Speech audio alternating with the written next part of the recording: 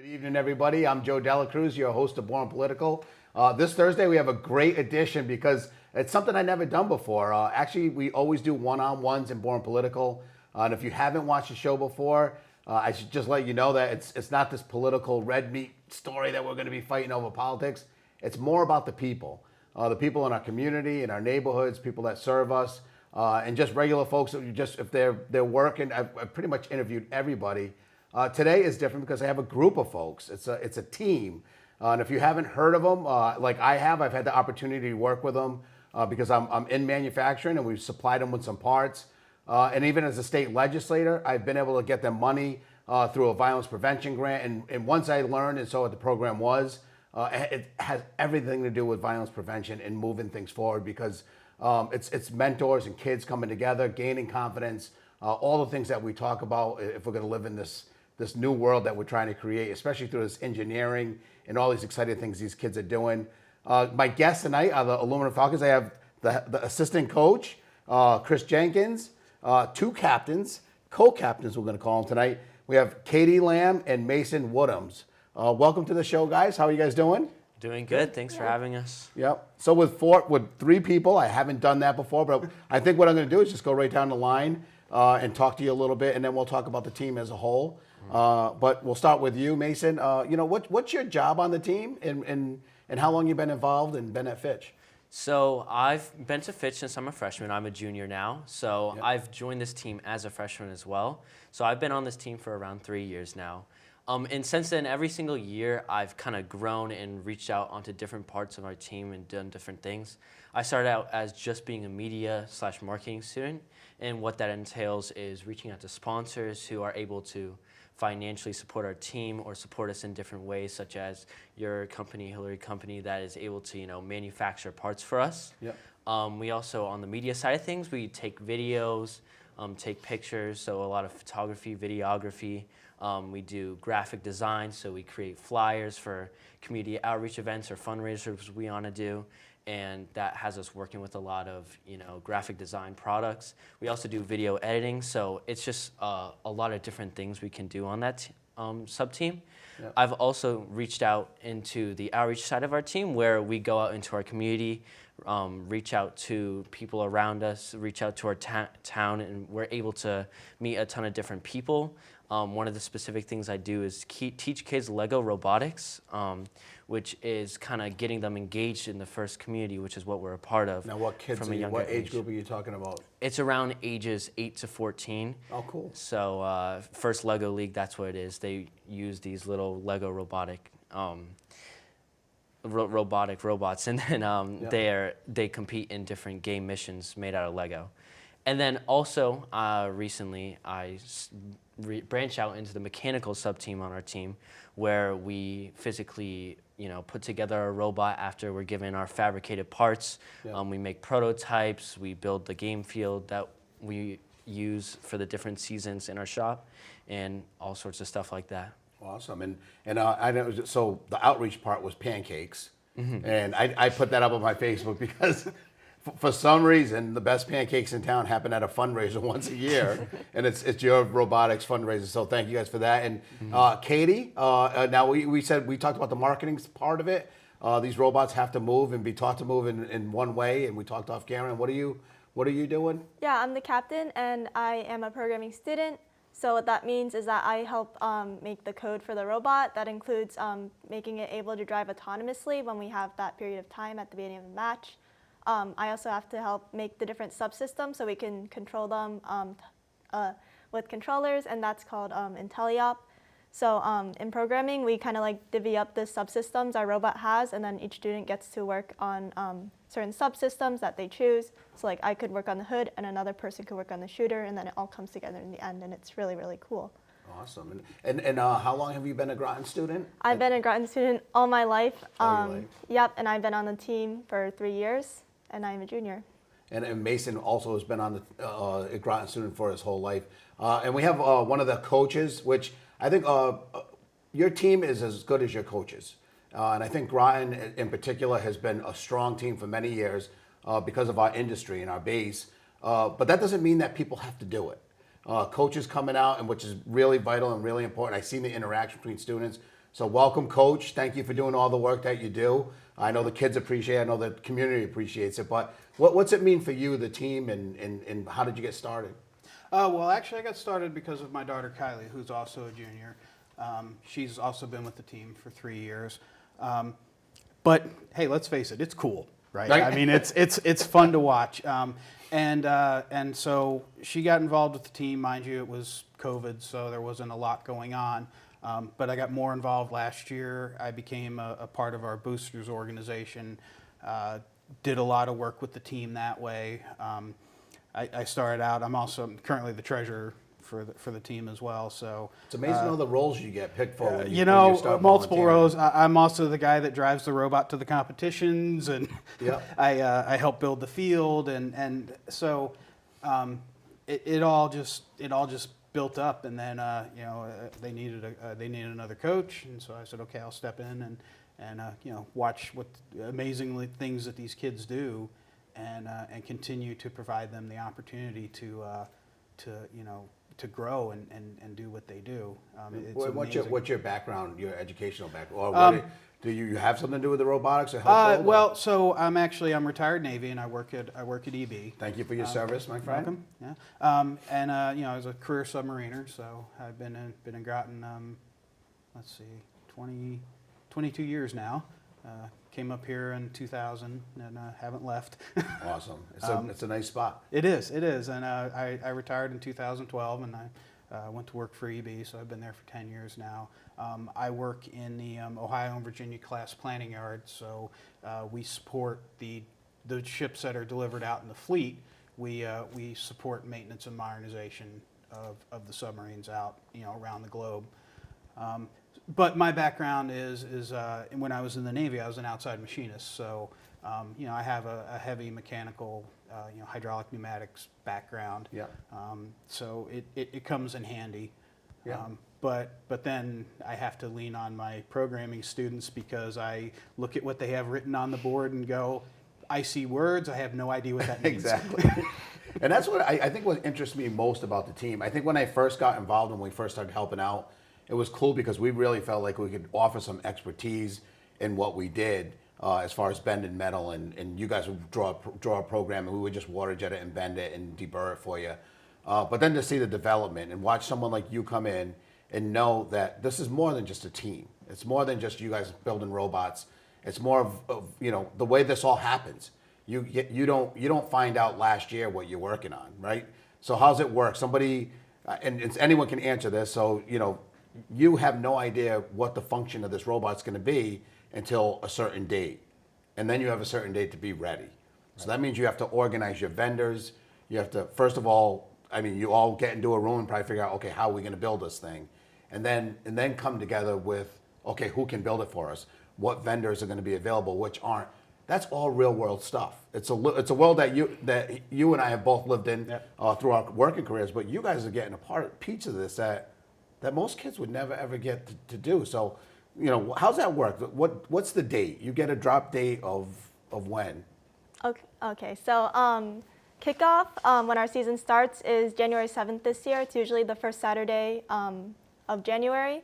Yeah. And then from then we have 6 weeks to do everything for robot code, design, build, market our robot. And so we usually start off by having that weekend, Saturday and Sunday. We get together, we watch the game video because they stream it live. We read out the 100 so pages of the game manual, it's a lot.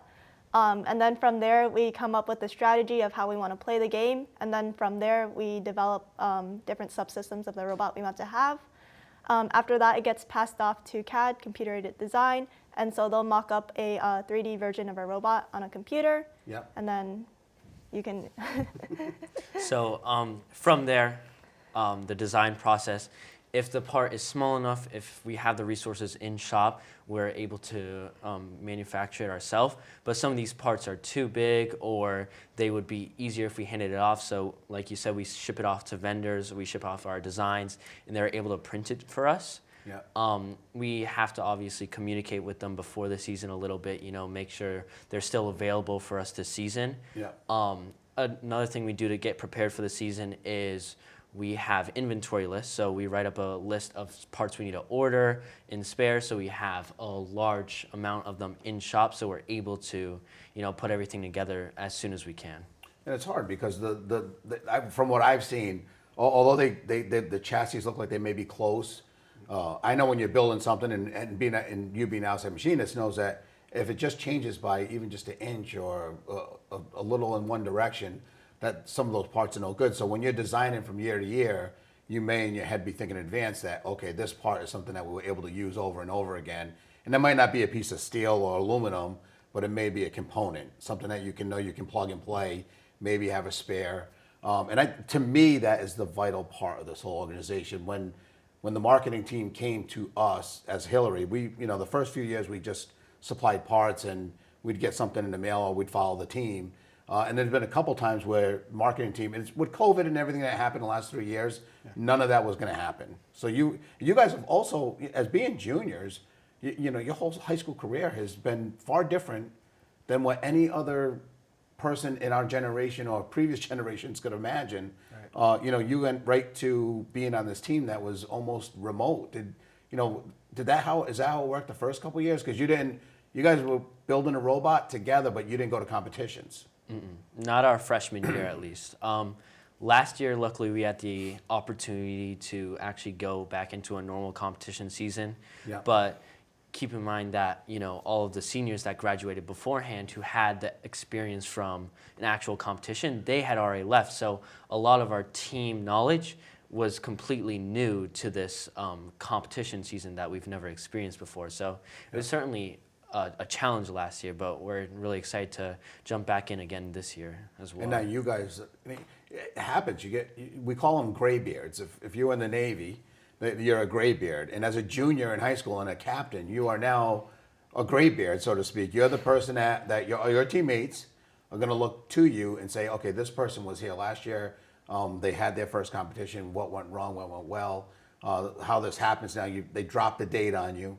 And now, as captains, you're like standing in front of a whiteboard and people throwing ideas at you, or what's that look like when you guys are trying to decide what you want to do? So in kickoff, like last year, we split the team up into different groups so that there were like equal numbers of new students, returning students, and then students from different sub-teams. So you get like a mix of everyone.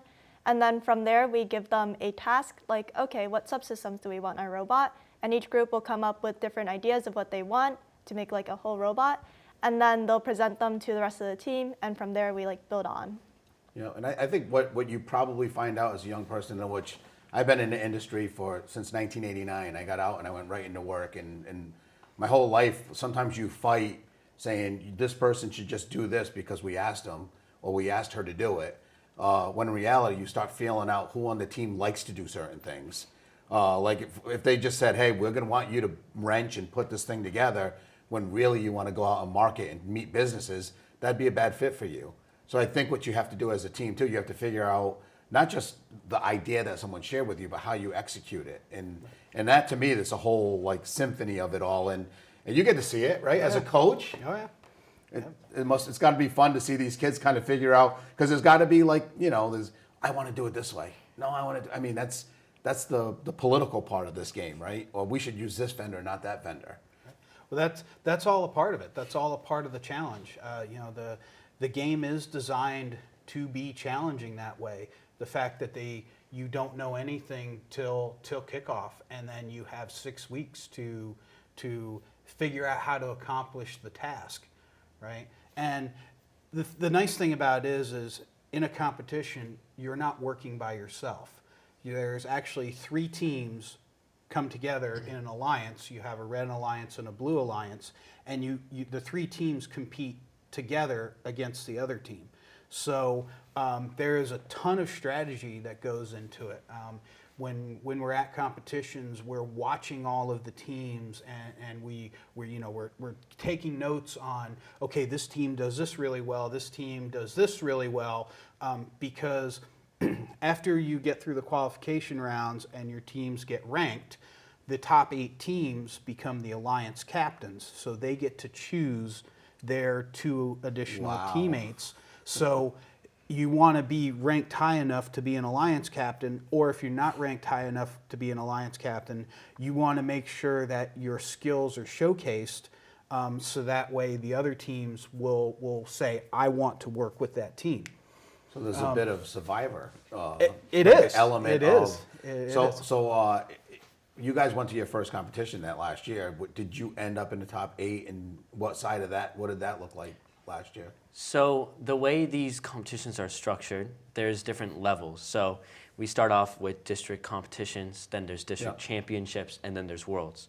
So we went to our first ever competition was South Florida Regional. We both went down. We flew all the way down to Florida, and we were able to compete. It was the first week of competitions, which, as you'll see as you watch these matches, the first week of competitions compared to the second are completely different levels, because a whole extra week, if you think about it, that's 1/7 of their whole build process. That whole one extra week is a ton of time to continue onto their robot. But we wanted to get a jump on it, see what other people are doing, and be able to iterate our robot, be able to change the design to improve it. So when we went to our first competition, we were actually selected. We were the 4th ranked alliance captain, and we were selected to join the 2nd ranked alliance. And we placed 2nd place at the competition on that alliance. Then we came back, and like I mentioned, we actually changed our intake design, which sucks up balls from the ground, and we changed that based on the design of a robot we saw there. Yeah.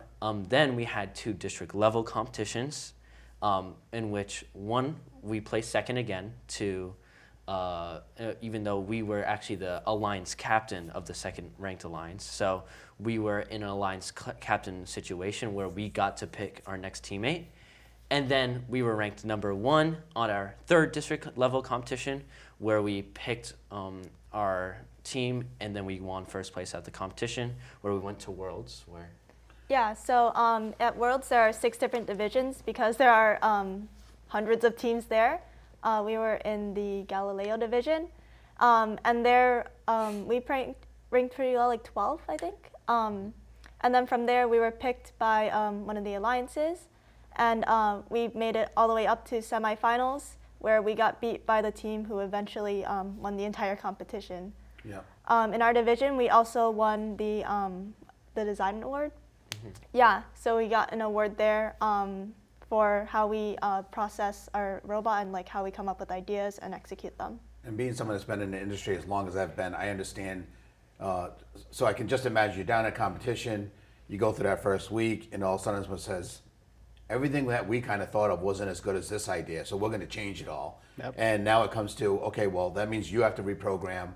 That means somebody else on the team has to figure out a different way for this ball to enter the basket before it shoots it. All those different things have to happen. Is there tension? I mean, it's got to be, you guys, I know it's fun, but there's got to be a level of, okay, I don't think we should change it. This person thinks we should. How's that divvied out? I know it goes through the coach and probably through the captains, but there's got to be some kind of hierarchy where a decision's finally made and they say, okay, this is what we're going for. How's that happen? So this happens a lot. We have to often, debate what we want to do, what is reasonable to do. Last year, for example, we created a competition robot, which we used exclusively for competitions, and a practice robot, which we were going to exclusively use for practice. But because we wanted to practice with our practice robot, we ended up finishing that one first, and that was the robot we took to our first 3 competitions. So before Worlds, we had only a few weeks left before we had to ship the robot out. And it was a huge debate on whether we should go all in, make our practice bot our official robot, and get it fully functional, get all the different subsystems we want fully upgraded and into the final form, or do we fall back on this brand new robot that still had many of the changes that we made to the practice bot at competitions not yet implemented. So we did end up choosing our competition robot, which is a decision I think went really well because it was completely fresh. We didn't have to worry about things falling apart, even though and you won. And you won, right? You guys, you did well with the robot. Mm-hmm. So, and one thing in sports and in life is when you win, that was the right decision, right? And then now as captains, not to put pressure on you guys, but here's the competition now, and they're going to look to the captains and say, okay, what do you think we should do? And I think those are good decisions that you have to make, because you know, when you go to work later on, and there's going to be things at college that you have to make a decision on, and you don't have your whole team to lean on or a mentor, you're going to have this kind of feeling that, okay, we made these decisions before. One question I want to ask, we only have 10 minutes left. This happens fast. I told you guys it would. Is you know, I'll ask you, start with you, Katie. Now, what do you think this group has meant for you, and maybe has it changed your outlook on maybe what you want to do later on in college, or is what you're doing in college something you said, you know what, that's what I want to do when I was in 6th grade?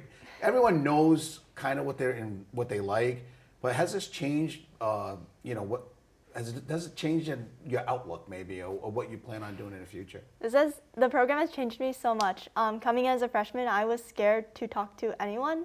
So luckily for me, all the meetings were virtual, so I didn't have to talk to people. Well, you're on camera now, and you're doing great. Yeah, so the team really has developed like my communication skills, my ability to talk to other people, and it's the mentors who like help push you to make you grow and become a better person.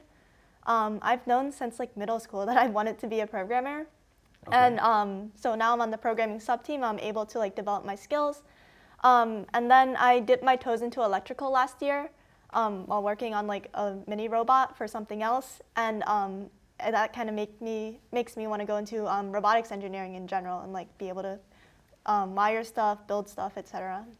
And what's it mean? What's your relationship with your mentors and coaches? I mean, I think oftentimes, I think outside of our home when we go to school, I think my relationship was with a teacher and a teacher only, and maybe a coach that I had, and it was through sports. And those are people that when you get older, you're going to look back on and say, man, that person really influenced the way I did something. And maybe you don't notice it as when you're in the moment, like you guys are now, or maybe you do. And I don't know. So you know, as far as your mentors go, there's someone that sticks out, or just someone that maybe changed your way of thinking, of driven you in the way that you are now, like to the different way? Yeah, so something we kind of stress on the team is that we're more than a team, we're a family. And I think that's really true, because like all the mentors are parents, and that they kind of like help us grow, guide us, to give us advice, and they're always there for us to like fall back on, whether we need like emotional support, homework support, anything like that. One of the mentors that has been the most impactful on me has like kind of moved on. His name was Carlos. He was the one who kind of told me at competition, go talk to the practice field guy and tell them to like sign us up. And so like that really made me be able to like talk to people. Yep. So like that's why I'm able to do this right now. Awesome. And I see it in my job. People come in, they graduate from college, and they're draftsmen, or they've learned a skill. But it doesn't translate into work without communication. Nothing really does. I don't care what you're doing or what job you take on later in life. What you just mentioned and giving you the confidence to talk is everything. Yeah. And I'm going to ask you the same question. I mean, so, you know, you started this program, and as a freshman, probably didn't. It doesn't sound like robotics was something that you were thinking of as a kid or as a 6th grader or even beyond. Mm-hmm. But you get this chance to do this marketing thing, and it sounds like you like it. You get a big smile. You talk about it. Mm-hmm. So how has it changed you, this team, or and has it changed what you think you want to do through college? Mm-hmm, definitely. So, funnily enough, when I first joined this team, I was sort of reluctant. I was just joining because a friend told me, "Hey, you want to try this out with me?" I was like, "Sure." I joined the team, but ever since then, my perspective has completely changed on it. It's completely changed as I am as a person. Specifically, the people I've met on this team, they are the ones that guided me to the career path I want to go to. I want to actually go into computer science, as well as Katie. And even though I don't do programming on the team, I also get resources from the team, so I can get that jump start. Well, you know, we publish programming lessons that I personally have taken, and I found them really useful because I learned the basics of Java programming, even though I'm not in any actual, you know, programming course or anything like that. Is your friend still part of the team? Mm-hmm. Oh, the one that got you to go. So a lot of times friends start it, and they're like, no, he never showed up after that, but they introduced me to it. So it's good to hear that your friend still did it. And what would you say to a new incoming freshman for next year? I know there's a lot of different options that you could do, but is this something that it's not for everyone? Not everything's for everyone, but you know, what do you say to them? I just have to say, just like me, please just give it a chance. You just have to try it out. You have to see the environment. When you hear robotics, you often think, oh, this is not going to be that cool, you know. It sounds like a big time commitment. I don't know if I want to put that much effort into something. Yep. But you just have to give it a chance because it will completely change the way you think of things. You know, it's giving you completely relevant, you know, early life lessons that I don't think you can learn anywhere else in high school. So I definitely think everyone should give it a try. And what are you going to tell your incoming freshmen and your as captain? I mean, you guys are just juniors, so this is and you got captainship. So that to me, that says a lot. So that, but you're gonna, you know, that freshman that's coming into next year, and you're still in the middle of this year. But it's good to think about those things. Yeah, I would tell a freshman that it's more than just learning how to code or cut wood or like market something. It's learning a lot of soft skills that'll translate into stuff you can like actually use in college. So there's actually a story from an alum. They were in mechanical. They learned everything mechanical. They weren't into programming at all. And then college, they actually got into programming. They didn't know anything going in. Yeah. But their soft skills from the team allowed them to be able to make an app that I think a ton of medical companies use today. Wow. And Coach, what's it mean to you? I mean, I just hear what these kids are saying. I already know that someone somewhere that there's a kid that's like, you know what, Coach, that's my guy. What's it mean to be part of this? And It's very rewarding to see their eyes opened up to the possibilities. This is really what it's about. You know, what is possible. To be able to you know, problem solving is a skill. As you and I both know, it is a skill. Nobody is born with it. Yep. And one of the biggest things that they learn is problem solving on multiple levels.